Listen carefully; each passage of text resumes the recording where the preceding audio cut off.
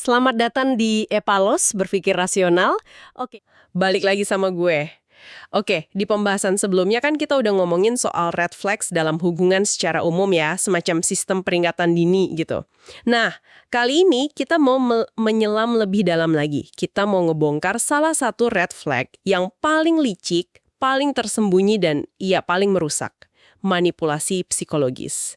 Misi kita hari ini adalah membedah cara kerjanya, ngenalin taktik-taktiknya, dan yang paling penting, gimana cara lu bisa ngebangun benteng pertahanan diri. Tujuannya simple sih, supaya lu nggak kehilangan diri lu sendiri di dalam sebuah hubungan. Betul banget. Dan penting untuk kita mulai dengan pemahaman bahwa manipulasi itu ada dalam sebuah spektrum. Ini bukan sesuatu yang hitam putih, gitu loh. Kalau mau jujur nih, hampir semua orang pernah, sadar atau nggak sadar, pakai strategi tertentu buat mempengaruhi orang lain saat komunikasi langsung. Ya nggak berhasil? Oh, jadi ada levelnya gitu ya? Iya. Ada yang skalanya kecil, sekedar pelumas sosial biar nggak ada konflik. Tapi yang akan kita bahas ini adalah titik di mana itu bergeser jadi eksploitasi. Sebuah pola yang sistematis untuk mengontrol orang lain demi keuntungan sepihak. Nah, disitulah bahayanya yang sesungguhnya. Oke. Mari kita mulai dari awal deh. Biasanya kan hubungan kayak gini tuh nggak langsung kelihatan buruk, malah sebaliknya awalnya terasa kayak mimpi yang jadi kenyataan kan. Gimana tuh pola pembukanya? Pola pembuka yang paling umum dan paling memabukkan itu namanya love bombing atau bom cinta. Love bombing? Iya, dan ini bukan sekedar perhatian lebih ya. Ini adalah curahan perhatian, pujian, dan hadiah yang berlebihan dan dipercepat secara nggak wajar. Tujuannya itu bukan cinta, tapi untuk menciptakan ketergantungan emosional secepat kilat. Korban dibuat merasa sudah menemukan belahan jiwa dalam hitungan minggu, bukan bulan atau tahun. Nah, ini yang menarik. Kenapa taktik ini bisa seefektif itu? Kan harusnya kita curiga ya kalau ada orang baru kenal tapi udah seintens itu. Karena love bombing itu nggak menciptakan perasaan baru. Taktik ini bekerja dengan cara mengeksploitasi skrip cinta ideal yang udah ada di kepala kita semua, yang kita dapat dari film, novel, atau lagu. Oh, jadi mereka cuma mainin fantasi yang udah kita punya? Persis. Pelaku pada dasarnya cuma memerankan fantasi itu. Jadi rasanya bukan seperti direkayasa, tapi kayak takdir. Dia bilang, aku cinta kamu di minggu kedua. Ngomongin nama anak padahal baru kencan 3 kali. Ngirimin hadiah mahal terus-terusan. Semua itu terasa seperti jawaban atas doa, padahal itu adalah fondasi sebuah penjara emosional. Gila. Jadi mereka bukan membangun hubungan, tapi membangun panggung sandiwara di mana kita jadi pemeran utamanya. Terus apa yang terjadi setelah korban udah bener-bener terpikat sama cerita indahnya ini? Apa yang terjadi pas fase manis itu mulai retak? Tepat saat korban sudah merasa aman dan terikat, disitulah taktik yang paling merusak mulai dimainkan. Gaslighting. Gaslighting? Sering banget dengar istilah ini. Iya, istilah ini kan datang dari film lama, di mana seorang suami sengaja meredupkan lampu gas di rumah mereka, tapi saat istrinya bertanya, dia meyakinkan istrinya bahwa itu semua hanya ada di kepalanya. Sampai si istri benar-benar meragukan kewarasannya. Wow. Jadi, gaslighting adalah upaya sistematis untuk membuat lu meragukan ingatan, persepsi, dan realitas lu sendiri. Dan yang licik dari gaslighting ini kan seringkali mereka nyampurin kebohongan dengan sedikit kebenaran ya. Mungkin hari itu lu emang lagi sedikit lebih sensitif, dan mereka pakai fakta kecil itu buat membatalkan seluruh argumen lu soal perilaku buruk mereka. Itu yang bikin kita jadi bingung sendiri. Persis. Itu seninya. Mereka akan bilang, kamu terlalu sensitif saat lu menyuarakan rasa sakit hati. Klasik banget itu. Atau, aku nggak pernah ngomong gitu, kamu ngarang aja, padahal lu ingat betul percakapan itu terjadi. Kalimat pamungkasnya adalah itu semua cuma di kepala kamu atau kamu lebay, itu cuma masalah kecil. Kalau ini dilakukan terus-menerus, lu bakal berhenti percaya sama insting lo. Jadi kita mulai mikir, mungkin emang gue yang salah kali ya? Betul, atau mungkin ingatan gue yang buruk. Nah, pada titik ini, realitas lu udah sepenuhnya dibajak. Satu-satunya sumber kebenaran yang lu percaya adalah versi dari si pelaku. Gila. Jadi setelah realitas kita dibajak, mereka punya senjata lain buat mastiin kita tetap patuh. Gue sering lihat polanya itu manfaatin rasa bersalah. Betul, ada 2 taktik yang kayak 2 sisi mata uang yang sama. Yang pertama itu guilt tripping, Oke. yaitu saat mereka membuat lu merasa bersalah atas tindakan lu. Kalimatnya khas. Seperti, kalau kamu beneran sayang aku, kamu pasti bakal lakuin ini buat aku. Atau mengungkit masa lalu, setelah semua yang udah aku lakuin buat kamu, kamu tega banget. Wah, Tujuannya adalah membuat lu jadi penjahat kalau nggak menuruti kemauan mereka. oke, itu yang pertama. Sisi mata uang yang satunya lagi apa? Yang satunya adalah playing victim, bermain peran sebagai korban. Ah, ini juga sering. Ini adalah saat mereka membuat lu merasa bersalah atas perasaan mereka. Di sini, pelaku yang jelas-jelas salah justru memposisikan diri sebagai pihak yang tersakiti. Contohnya gimana tuh? Misalnya, setelah dia ketahuan bohong, dia malah bilang, aku terpaksa bohong karena aku tahu kamu pasti bakal marah-marah. Oh, jadi dibalikin gitu ya? Iya, lihat kan? Fokusnya langsung bergeser. Bukan lagi tentang kebohongannya, tapi tentang reaksi lu yang dianggap masalah. Akhirnya, lu yang minta maaf, padahal lu korbannya. Kedua taktik ini punya tujuan yang sama, melarikan diri dari tanggung jawab dan memindahkannya ke pundak lu. Dengerin taktik-taktiknya aja udah bikin capek emosi, sumpah. Coba kita bayangin deh, ada di dalam situasi itu. Misalkan ada seseorang, sebut aja Dina. Setelah ngalamin love bombing yang indah, terus dihantam gaslighting sama guilt tripping. Apa yang sebenarnya terjadi di dalam kepala dan perasaan Dina? Pertanyaan bagus. Hal pertama dan paling fundamental yang Dina rasakan adalah keraguan konstan terhadap diri sendiri. Dia akan terus-menerus mempertanyakan ingatannya. Apa bener dia ngomong gitu atau gue yang salah denger gitu ya? Tepat. Terus perasaannya, apa gue beneran sesensitif ini? Dan juga keputusannya, identitas dirinya itu terkikis pelan-pelan. Dia bisa lupa makanan favoritnya apa, musik kesukaannya apa, karena semua preferensinya udah disesuaikan biar nggak memicu konflik sama pasangannya. Pasti rasanya kayak jalan di ladang ranjau ya, salah sedikit, meledak. Tepat sekali. Psikolog menyebutnya walking on eggshells atau berjalan di atas kulit telur. Muncul perasaan cemas dan was-was yang nggak pernah hilang. Lu jadi terus-menerus memantau kata-kata dan perilaku lu sendiri. Takut salah ngomong, takut salah bertindak. Iya, yang bisa memicu kemarahan atau kekecewaan pasangan.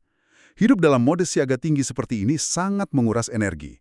Itulah kenapa korban seringkali merasa lelah luar biasa, secara fisik dan mental. Interaksi yang seharusnya ngasih energi justru nguras sampai habis. Dan biasanya, di tengah kelelahan dan kebingungan itu, korban juga makin menjauh dari teman-teman dan keluarganya kan? Apa ini kebetulan atau bagian dari strategi juga? Itu bukan kebetulan. Itu adalah strategi kunci. Namanya isolasi sosial. Isolasi sosial? Manipulator itu tahu kalau kekuatan terbesar korban ada pada sistem pendukungnya, teman dan keluarga yang bisa kasih perspektif objektif. Benar. Jadi, mereka akan secara sistematis memotong jalur itu. Caranya bisa halus, dengan bilang, teman-teman kamu itu bawa pengaruh buruk, atau keluargamu terlalu ikut campur. Bisa juga lebih terang-terangan, dengan menciptakan drama setiap kali lu berencana ketemu orang lain. Sampai lu akhirnya mikir, daripada ribut, mending gak usah pergi deh. Tujuannya agar korban jadi bergantung sepenuhnya sama si manipulator. Tepat. Semakin lu terisolasi, semakin dia menjadi satu-satunya dunia lu. Satu-satunya sumber validasi, satu-satunya tempat bersandar.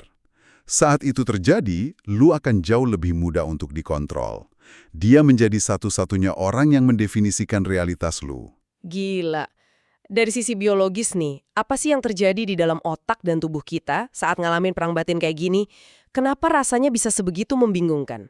Ini bagian yang sangat menarik. Ada kontradiksi besar yang terjadi di dalam otak. Di satu sisi, bagian otak primitif kita, yaitu amigdala, yang fungsinya sebagai pusat alarm, mendeteksi semua ini sebagai ancaman. Jadi otak kita teriak, bahaya gitu. Betul, dan mengaktifkan respons perlindungan diri. Fight, flight, or freeze. Lawan, lari, atau membeku. Ini yang menyebabkan jantung berdebar, nafas jadi pendek, cemas, atau kadang malah mati rasa. Tapi di sisi lain, kita masih sayang sama orang ini. Dan itulah konfliknya. Di sisi lain, karena adanya ikatan emosional dari fase love bombing dan memori-memori indah, otak kita yang lebih rasional berusaha mempertahankan hubungan itu. Ada hormon ikatan seperti oksitosin yang masih bekerja. Wah, Jadi, ada dua dorongan yang saling bertentangan di dalam diri lu. Insting untuk lari menyelamatkan diri dan keinginan untuk tetap tinggal dan memperbaiki hubungan.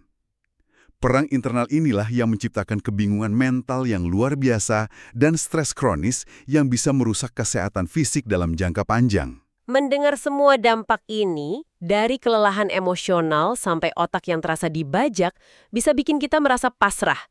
Tapi justru dari pemahaman inilah kekuatan untuk melawan itu muncul. Kalau otak kita bisa dibajak, berarti kita juga bisa merebut kembali kendalinya. Mari kita bicara soal gimana membangun benteng pertahanan itu, dimulai dari fondasi yang paling dasar. Langkah paling fundamental, dan seringkali yang paling sulit, adalah kembali percaya pada diri sendiri. Langkah pertama, validasi perasaan lu dan percayai insting lu. Setelah digempur gaslighting berbulan-bulan atau bertahun-tahun, ini terasa hampir mustahil. Tapi lu harus mulai menanamkan lagi keyakinan ini. Jika sesuatu terasa salah, kemungkinan besar memang ada yang salah. Intuisi itu bukan paranoia, itu sistem alarm biologis lu yang mencoba berkomunikasi. Tapi gimana caranya kita bisa mulai percaya lagi sama insting, kalau insting itu sendiri udah diprogram buat meragukan dirinya sendiri? Disinilah kita butuh alat bantu eksternal untuk mengatasi kabut kebingungan internal. Saran praktis yang paling efektif adalah membuat catatan atau jurnal. Ini bukan buku harian tentang perasaan ya, tapi catatan fakta. Catatan fakta. Tulis kejadian spesifik yang membuat lu nggak nyaman. Catat tanggalnya, apa yang terjadi, kutip persis apa yang dia katakan, dan tulis apa yang lu rasakan saat itu. Dengan melakukan ini, lu mengubah perasaan yang abstrak dan mudah dimanipulasi menjadi data yang konkret dan tak terbantahkan. Jadi semacam bukti gitu ya? Betul. Jurnal ini menjadi bukti eksternal yang bisa lu pegang saat pikiran lu mulai meragukan ingatan lu sendiri. Oke, jadi punya buku hitam untuk diri sendiri sebagai pengingat realitas. Setelah kita mulai yakin lagi, oke, ini nyata, ini terjadi, langkah selanjutnya apa? Langkah kedua adalah menetapkan batasan yang jelas dan tegas, atau set boundaries. Oke. Batasan adalah aturan main yang lu buat untuk melindungi kesehatan emosional, mental, dan fisik lu. Ini bukan tentang menghukum dia, ini tentang melindungi diri lu. Dan cara mengkomunikasikannya harus efektif. Gunakan kalimat aku atau saya, bukan kamu. Bisa kasih contoh spesifik biar nggak salah ngomongnya malah memicu pertengkaran lebih besar? Tentu, daripada bilang, kamu tuh ya selalu teriak-teriak kalau marah, coba ubah jadi, aku tidak bisa melanjutkan percakapan ini kalau kamu menaikkan suaramu, aku butuh kita bicara dengan tenang. Oh, lebih fokus ke diri sendiri ya? Iya. Atau, daripada bilang, kamu selalu menyalahkan aku, coba katakan, aku merasa tidak nyaman saat disalahkan untuk sesuatu yang bukan kesalahanku, aku minta kamu berhenti. Fokusnya pada perasaan lu dan apa yang lu butuhkan.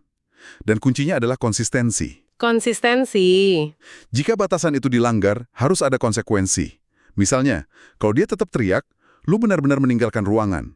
Tanpa konsekuensi, batasan hanyalah sebuah permintaan kosong. Reaksi mereka terhadap batasan yang kita buat itu sebenarnya bisa jadi tes yang paling jelas ya. Orang yang tulus akan menghormatinya, tapi manipulator akan melihatnya sebagai tantangan. Nah, gue pernah dengar ada teknik namanya Grey Rock. Ini buat situasi yang lebih sulit ya. Betul. Itu adalah langkah ketiga, sebuah teknik lanjutan yang sangat berguna saat berhadapan dengan manipulator yang persisten. Konsep Grey Rock adalah menjadikan diri lu seperti batu abu-abu, membosankan, tidak menarik, dan tidak reaktif. Wah, unik juga namanya. Maksudnya gimana tuh jadi batu abu-abu? Manipulator itu hidup dari makanan emosional. Kemarahan lu, kesedihan lu, pembelaan diri lu, drama yang tercipta. Itu semua adalah sumber energi bagi mereka. Itu membuat mereka merasa berkuasa. Jadi kita sengaja membuat mereka kelaparan secara emosional. Tepat. Saat dia mencoba memancing perdebatan atau mengeluarkan kalimat manipulatif, respon lu hanya sebatas, oh begitu ya, oke, atau akan kupikirkan. Singkat dan netral. Iya, singkat, netral, tanpa emosi. Jangan menjelaskan, jangan berdebat. Awalnya mereka akan makin menjadi-jadi untuk mendapatkan reaksi, tapi kalau lu konsisten, mereka akan bosan. Seperti anak kecil yang berhenti menekan tombol kalau tombolnya nggak lagi mengeluarkan suara. Ini adalah cara merebut kembali kendali atas energi dan emosi lo. Oke, itu semua adalah alat untuk bertahan. Tapi gimana kalau situasinya udah terlalu merusak? Kapan kita tahu bahwa bertahan aja nggak cukup? Ini langkah keempat dan yang paling krusial. Cari dukungan dan tahu kapan harus pergi. Lu tidak harus dan tidak seharusnya menghadapi ini sendirian. Bicaralah dengan teman yang lu percaya, keluarga, atau idealnya, seorang profesional seperti psikolog atau konselor. Benar. Mendengar perspektif dari orang luar yang objektif bisa memberikan kejelasan dan kekuatan yang luar biasa. Dan jika semua cara sudah dicoba, lu udah pasang batasan, sudah berkomunikasi, tapi pola destruktif itu terus berlanjut dan kesehatan mental lu makin hancur. Maka langkah terakhir yang paling berani dan paling sehat adalah membatasi interaksi atau memutuskan hubungan. Memprioritaskan keselamatan dan kewarasan diri bukanlah kegagalan. Itu adalah kemenangan terbesar. Oke, jadi kalau kita tarik benang merahnya, kesimpulannya jelas banget. Pertama, kenali taktiknya. Dari topeng manis love bombing sampai pembajangan realitas lewat gaslighting. Kedua, percaya lagi sama insting lu. Kalau terasa salah, kemungkinan besar memang salah. Catat faktanya. Ketiga, bangun benteng pertahanan dengan batasan yang tegas dan konsisten. Dan yang terakhir, jangan hadapi sendirian dan ingat bahwa lu berhak berada dalam hubungan yang bikin lu merasa aman dan berkembang, bukan yang bikin lu merasa kecil dan kehilangan arah. Sebagai bahan renungan buat lu di rumah, coba jujur sama diri sendiri. Dalam hubunganmu saat ini, apakah batasan yang kamu buat dihormati sebagai sebuah tanda cinta dan respek atau justru dianggap sebagai tantangan yang harus ditaklukkan dan dihancurkan? Jawaban dari pertanyaan itu mungkin bisa memberitahu banyak hal. Oke, segitu dulu dari gue. Makasih udah dengerin. Ketemu lagi di next video.